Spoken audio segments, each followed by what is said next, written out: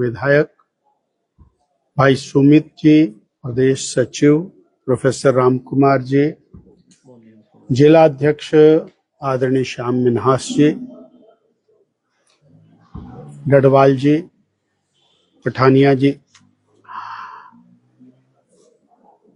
प्रदेश की वर्तमान सरकार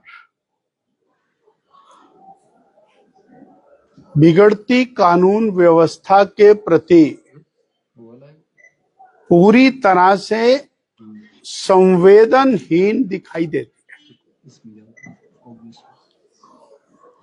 और इसी का परिणाम है कि खून, बलात्कार, हत्या, ये सब मामले निरंतर बढ़ते जा रहे हैं। हमने एक विषय उठाया, चंबा के अंदर दलित युवक की नृशंस हत्या हुई। नेता प्रतिपक्ष और हम स्वयं वहां पहुंचे,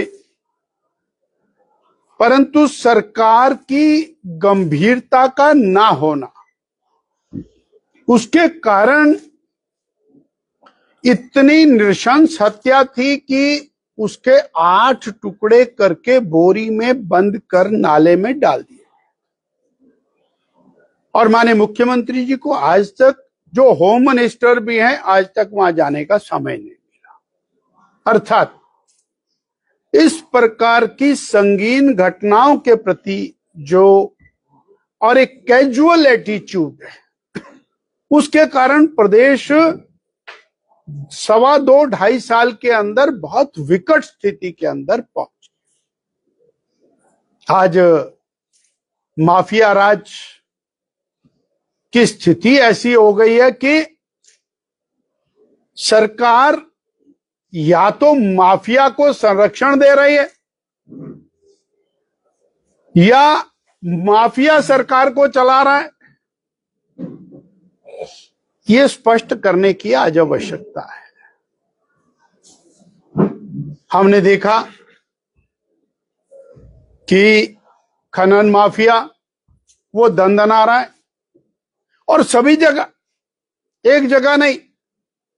ऊना तो पहले से ही इसके लिए मशहूर था, अब तो हमीरपुर जिला, देहरा, हमारा कांगड़ा, सिरमौर, सोलन, बद्दी बरोटी वाला,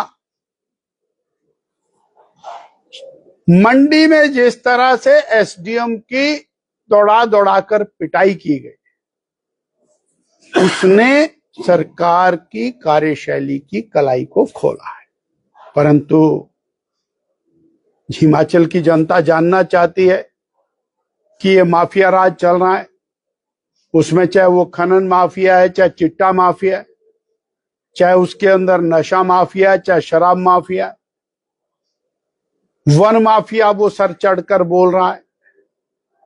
अवैध रूप से कटान जिस गति के साथ चला हुआ है, उसको कोई देखने वाला, रोकने वाला नहीं।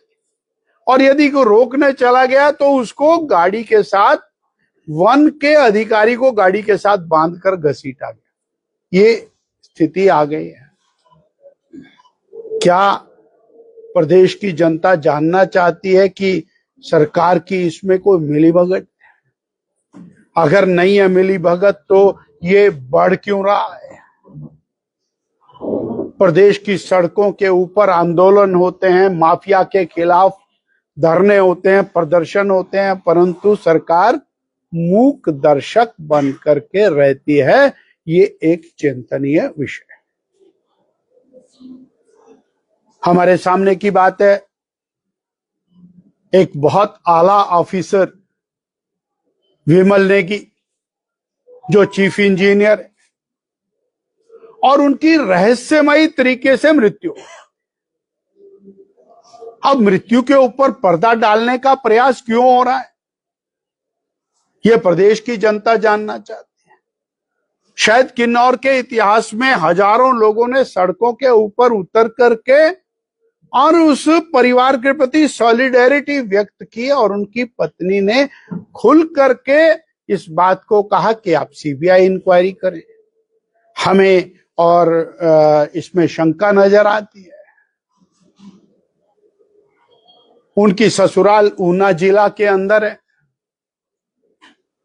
और ऊना जिला के साथ भी इस संदेहास्पद जो मृत्यु है उसका कनेक्शन कहीं ना कहीं ऐसा लगता है। और जो चर्चा में आ रहा है कि पेखुवाल का जो और विद्युत प्रोजेक्ट है वो भी उसी कंपनी के द्वारा निर्मित हो रहा था, तो वो भी शंका के घेरे में।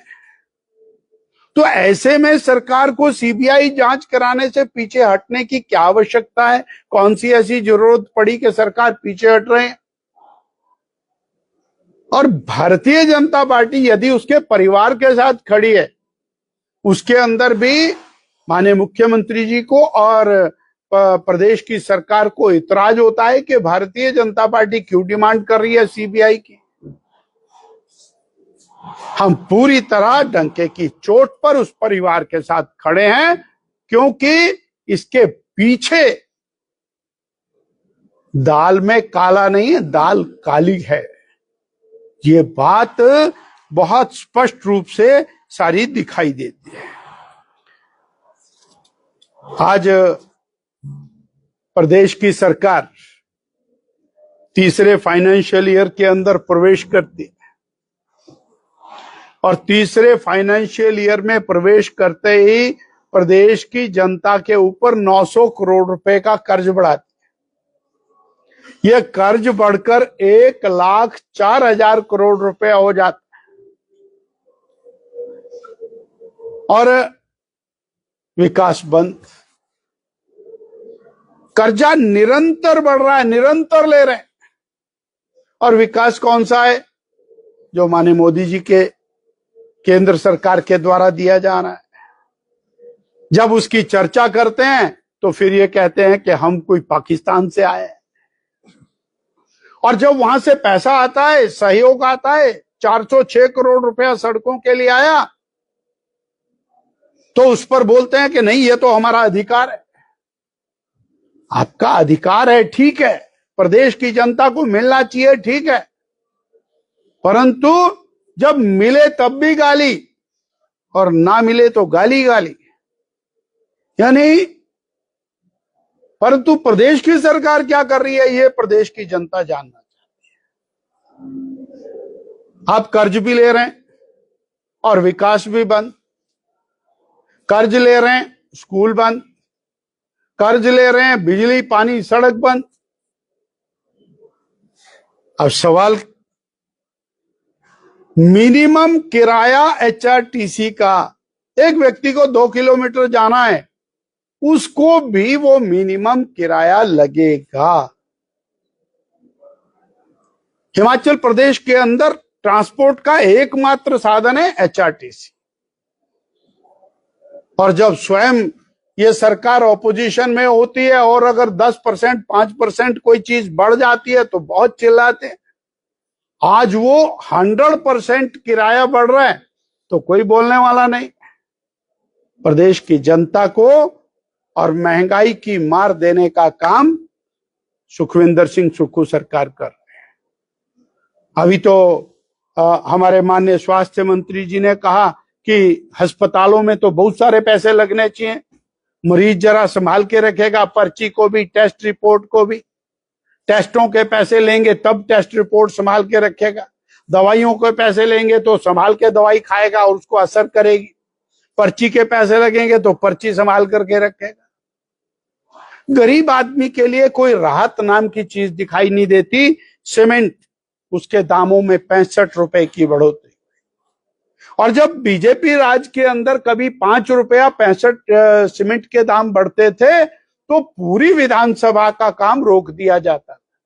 आज सीमेंट महंगा, राशन में दाल, चावल, तेल तो गायब ही हो गया। बसों के किराए महंगे, स्कूल की वर्दी बच्चों की गायब, वर्दी बदल दी, सब कुछ कर दिया, उसको तय करने वाला कोई नहीं। जो दुर्दशा, जो एनार्की वर्तमान सरकार के दौरान प्रदेश के अंदर हुई है, ना भूतो ना भविष्यति, ना इससे पहले कभी ऐसा हुआ ना शायद आगे हो पाएगा, परंतु प्रदेश की संपदा वो माफिया के द्वारा लूटी जा रही है और प्रदेश पर कर्ज प्रदेश की सरकार के द्वारा बढ़ाया जा रहा है और महंगाई प्रदेश की सरकार बढ़ाकर जनता को परेशान करने में जुटी।